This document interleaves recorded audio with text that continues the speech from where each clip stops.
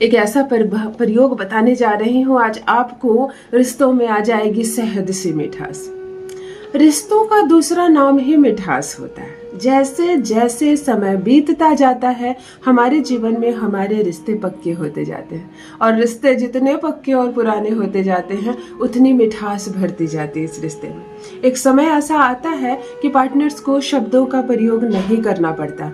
बिना बोले ही पति सारी बातें समझ जाता है पत्नी की, और बिना बोले ही पत्नी सारे भाव समझती है पति के।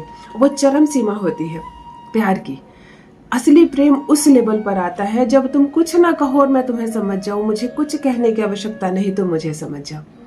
क्यों किसी गृहस्थी में ऐसा हो रहा है कि जैसे जैसे समय बीत रहा है वैसे वैसे रिश्तों में कड़वाहट आ रही है, वैसे वैसे आपका पति चिड़चिड़ा हो रहा है, आपसे बात नहीं करना चाहता, आपसे प्रेम नहीं करना चाहता, आपकी बात नहीं मानता और आपसे कुछ कहना नहीं चाहता, आपके साथ 2 मिनट बिताना नहीं चाहता। बताओ इस रिश्ते में अब क्या मजा है, क्या आनंद है। समय के साथ पुरानी भी हो गई, मायका भी छूट गया, वहां भी भाई भाभी बस गए, बच्चे बस गए।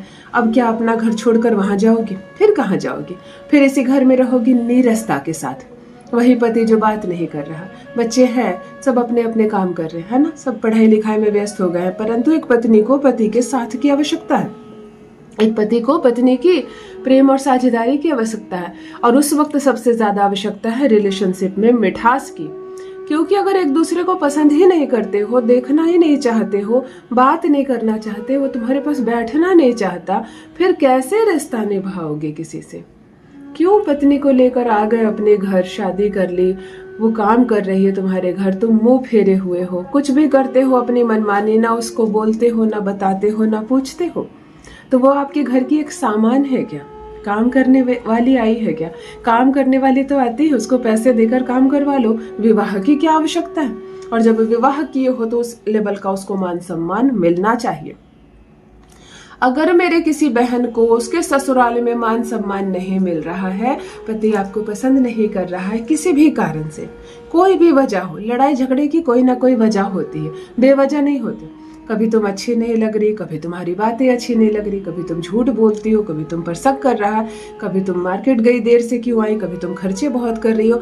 यही सारे कारणों को उठा उठा कर वो आपसे लड़ता है, और कहीं ना कहीं ये लड़ाई झगड़े, ये बहस इतनी बढ़ गई है कि इस घर में रहना मुश्किल हो गया। कुछ मेरी बहनें क्रोध में आकर बैग उठाती है और अपने पिता के घर चली जाती है। यह भी सॉल्यूशन नहीं है, ये भी सॉल्यूशन नहीं है। कितना दिन बिताओगी वहां? अगर लंबे समय तक रह जाती हो, ये रिश्ता खंडित हो जाता है, टूट जाता है, बहुत लंबा गैप हो जाता है, ये दूसरा विवाह कर लेगा, नोटिस चली जाएगी, है ना, शादी टूट जाएगी। अगर विवाह को बचाना है तो सबसे पहले टिककर ससुराल में रहना है। ससुराल में टिककर रहती हो, परिस्थितियां बिगड़ी है तो परिस्थितियां सुधर जाएंगी।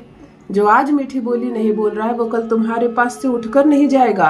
परिस्थिति प्रतिकूल है तो अनुकूल होगा, उपाय कार्य करेगा, लेकिन तुम विश्वास के साथ वहां बनी रहोगी तब ना। पिता कितने भी श्रेष्ठ हो, अमीर हो, पिता कितने भी प्यारे हो, पति का घर पिता पर अहंकार करके नहीं छोड़ना है, तब घर नहीं बच सकेगा, तब नहीं बच सकेगा।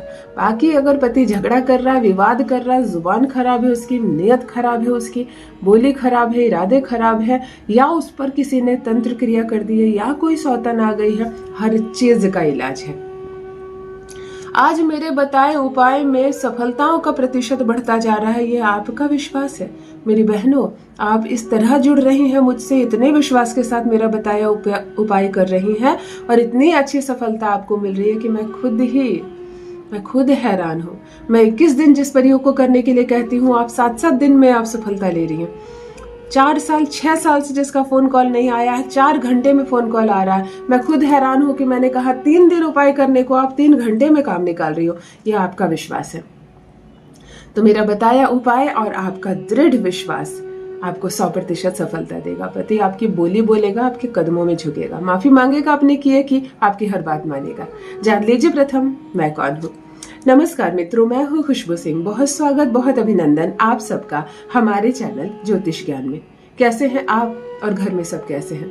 मेरे कमेंट सेक्शन में जय माता दी, हर हर महादेव अवश्य लिखें। अपनी खैरियत मुझे जरूर बताएं।